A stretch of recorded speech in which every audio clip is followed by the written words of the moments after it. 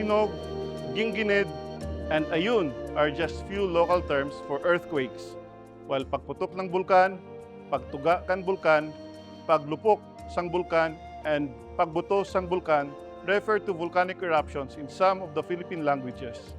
These terms reflect not only our cultural wealth and linguistic diversity, but also how deeply we are familiar with and have been affected by geologic hazards. I am honored that the Philippine Institute of Volcanology and Seismology, under the Department of Science and Technology, has embarked on the full realization of the DANAS project. With the support and monitoring of the DOST Philippine Council for Industry, Energy, and Emerging Technology Research and Development, as well as our partner institutions, Don Mariano Marcos State University in La Union and the University of the Philippines in Visayas, this initiative marks a significant step in advancing science communication and disaster preparedness by integrating local knowledge into our disaster resilience strategies. Our objectives are simple yet profound. We aim to create a culturally sensitive and gender-inclusive methodology. With the source books and informational videos, we encourage you to explore and apply the insights and strategies in strengthening disaster resilience and promoting science in our communities. Together, let's build a future where science and local narratives unite in delivering a brighter and safer tomorrow for the people. Ang salitang DANAS o experience ay ginamit natin para sa proyektong Disaster Narratives for Experiential Knowledge-Based Science Communication for Earthquake, Tsunami, and Volcanic Eruption. Ang layunin ng proyekto na ito ay madokumento yung mga istorya ng ating mga kababayan patungkol sa experience nila sa lindol o pagputok ng bulkan.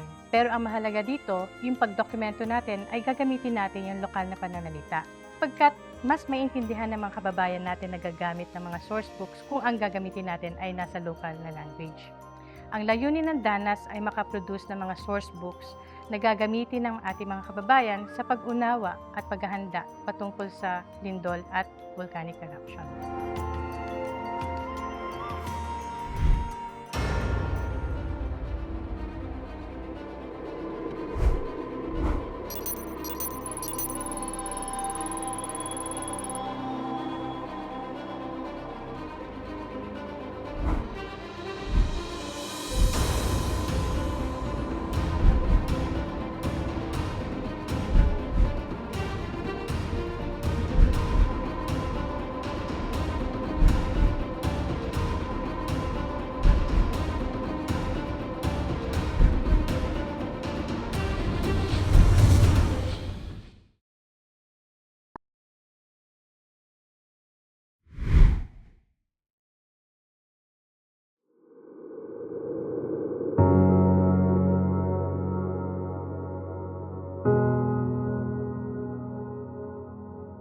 Buak, amo dun pag lugwa na mo diligikan sa ato kadi man kami kagawas kay sirado man ang mga amo bertahan kadi bita na nag-dislocate man ng mga mura na ubos ang iba na sa pertahan namo sunod na dislocate ang mga sira dili kami kalugwa pagdali.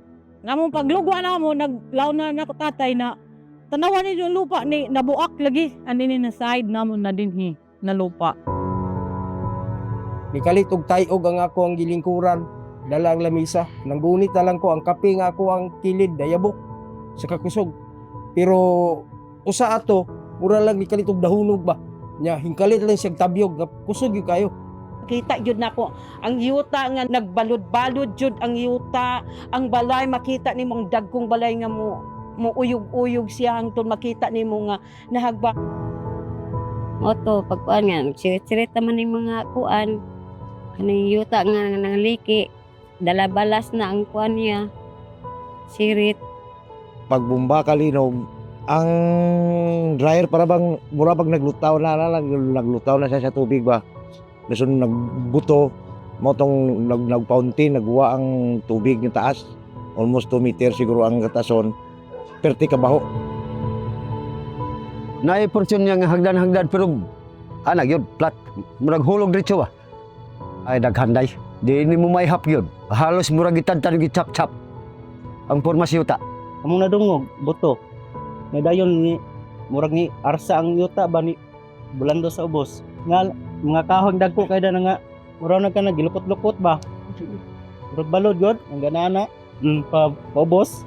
Mo tong pagtan-aw na mo diri sa anong area da nga nalaka di na makita dang area kay gaaso. Kay na hunlos ng yuta diha.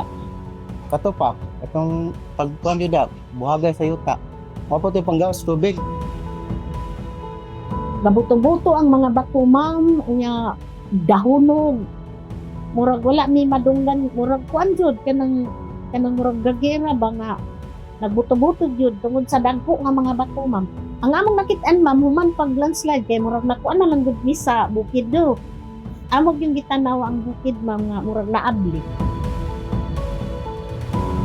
Tulo ka balod nga murag bukid ka dagko. Kaya hayag man bulan tan-aw na ako agoy. Ingon na ako. Laon sa ning bukid ni dalagan man unya di ay pag duol diri sa mga tubig man di ay. Sa duha ka linog mo tong dugay kagayo nga kwan pag undang yung hinay na mo ato nagkatras ang kanang tubig pag undang ng sangkan dili na kusog pero sige pa tayog ba mo na to nga ang tubig nga pag atras nga panihon ba tingog mura kit no ba o to sige akong amahan nga ang gawas ta diri sa ato ang kwan kay mabutan ta unya sang balod kay dako ang balod nga kwan kita na mo kay murag bukid lagi ang laod nga nagkwan kay sa nagbulan man di mo to nga sa par kami nga pit pagaling kami nabutan sa Kapitol kami na nabutan.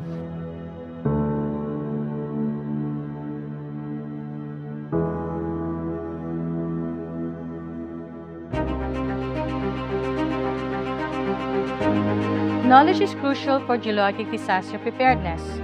The DOST source books provide clear, local language descriptions of earthquake and volcanic hazards. By understanding these hazards through the lived experiences of survivors, you are taking a vital step towards disaster resilience. Use the DOST source books and additional resources to enhance your geologic disaster preparedness. Let's come together to build a safer, more informed community. Your awareness and action make a difference.